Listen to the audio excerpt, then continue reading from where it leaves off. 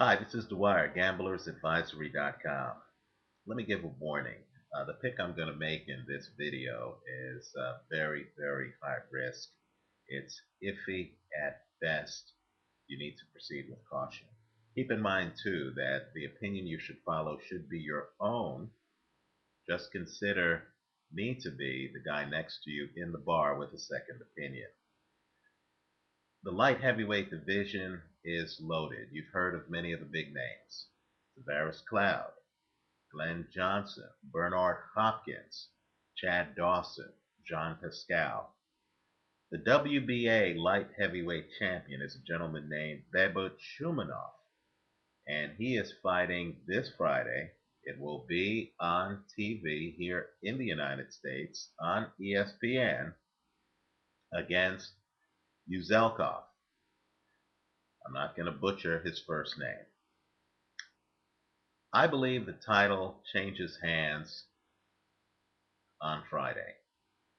Shumenov is an exciting fighter. He has fought very top shelf competition, right? He fought Gabriel Capillo twice.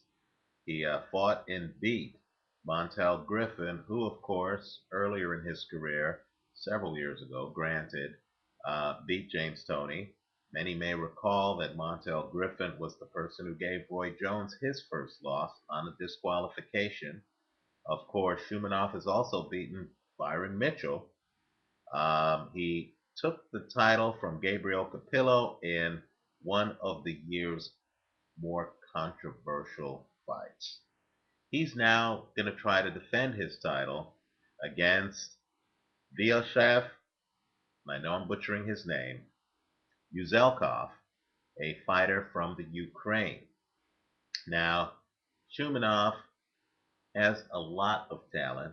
He has big money behind him. He's actually signed and promoted by Goosen Tudor, right? The same Goosen group that, of course, governs the careers of people like Andre Ward. The fight is in the United States. It's in Lemoore, California. Now, all of that said, I'm a big believer that styles make fights. And Shumenov, to me, while he's very talented, while he can hang with anyone early in a fight, he has hand speed, he's blessed with foot speed, he can fight in and out. I believe he has a huge stamina problem. Huge. I believe he fades in fights, and I'm aware of the fact that he went the distance with Montel Griffin. I'm aware of the fact that he's gone the distance before in fights, but I believe he has a severe stamina problem. And quite frankly, I do not believe, and this is my own bias, you need to go with yours. I do not believe that a fighter can learn stamina. In other words, when you have a huge stamina problem, the only thing you can do to try to hide it is to fight in spurts or to develop some kind of defensive game where you can take minutes of the round off, right? I believe James Toney has a stamina problem. That's the only thing that's kept James Toney from absolutely dominating the sport of boxing. And as it is, Toney is a great fighter. Well, here the problem is the opponent in this fight is going to force Shumenov to actually fight all 3 minutes of every round. Just think of Uzelkov as a slow motion Mike Tyson. He hits very hard. Don't be fooled by his KO ratio in the 60s. If you look at his record, you're going to find out that he changed his style midway through his career, and now he is one of the sport's preeminent knockout punchers. He has power in both hands. He can take you out. And while he's not the quickest fighter, while he is limited, take a look at the first few rounds of his fight against Gabriel Capillo. You'll see that he cannot handle movement well.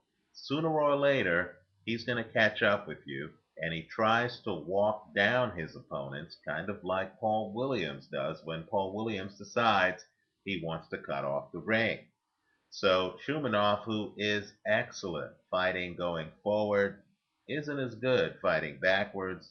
While he starts fights with a lot of energy and his talent is obvious, I believe as the fight progresses, his talent starts to wane. his stamina starts to wane.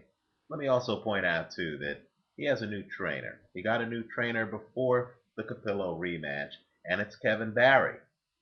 Now, people from New Zealand will recall that Kevin Barry was the trainer for David Tua. Now, understand, Tua is a vastly different fighter than Shumenov. Tua is a guy who knocked out John Ruiz in 19 seconds. I believe he knocked out Michael Moore in under a minute.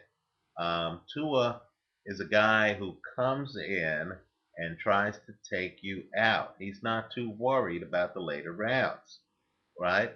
Well, all I can say is if Shumenov fights that kind of fight, that's exactly the kind of fight that Uzelkov wants him to fight, because Uzelkov doesn't want to go looking for you. He wants you right in front of him. And so all I'm saying is Kevin Barry is not the kind of trainer who's going to teach a fighter how to pace himself for 12 rounds. And it's always a red flag when a fighter has a new trainer. Those first few fights, he's trying to reconfigure his style.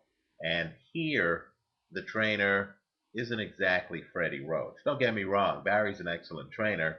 It's just that Shumenov's stamina problems are not going to be solved by Kevin Barry. If they are, that would be very surprising, since Barry hasn't really trained a fighter who has suddenly improved in stamina.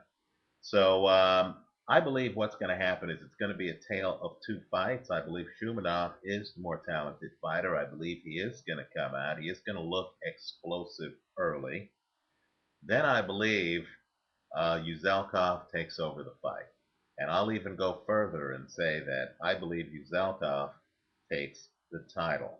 It's a risky pick. I do not know what the line is, but I assume, since I'm taking the challenger, that Uzelkov is the underdog in this fight. He is undefeated.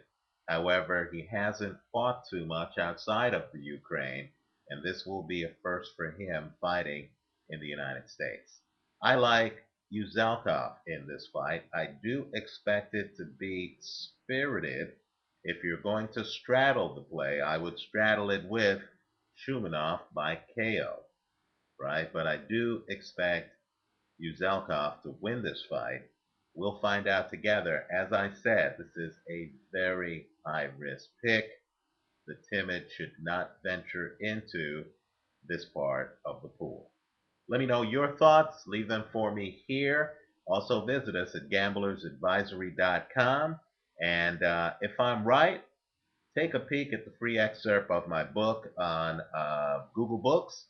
In fact, I'll leave a link that you can click on right by this video. It's How to Bet on Boxing. Thanks for watching.